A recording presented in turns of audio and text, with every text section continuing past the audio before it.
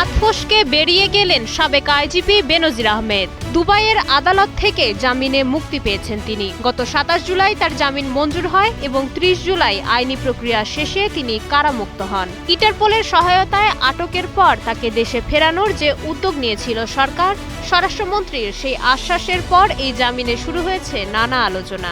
বেনজির আহমেদকে গ্রেফতারের জন্য ইন্টারপোলের সাথে নিবিড়ভাবে কাজ করার জন্য নিয়োজিত পুলিশ হেডকোয়ার্টার্সের National Central Bureau NCB Dhaka কর্তৃক ইন্টারপোলে আবেদন করা হয়। কারামুক্তির পর বেনজির জানান, আইনি প্রক্রিয়াতেই তিনি জামিন পেয়েছেন এবং শারীরিকভাবে সুস্থ আছেন। তবে পরবর্তী আইনি লড়াই নিয়ে তিনি বিস্তারিত কিছুই বলেননি। এমনকি দুবাই কর্তৃপক্ষ কিংবা বাংলাদেশ পুলিশ সদর দপ্তর কোনো পক্ষই এই বিষয়ে আনুষ্ঠানিক বক্তব্য দিতে রাজি হয়নি। জামিন মিললেও দুবাই আদালত বেনজিরকে শর্তহীন মুক্তি দেননি। একাধিক সূত্রের খবর, বাংলাদেশ সরকারের পাঠানো প্রত্যর্পণ নথিপত্র নিয়ে দুবাই আদালতে উভয় পক্ষের শুনানি শেষে এসেছে এই সিদ্ধান্ত।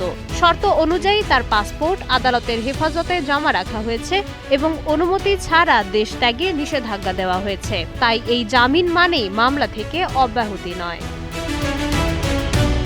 মাই শামালিহা, সময়ের আলো।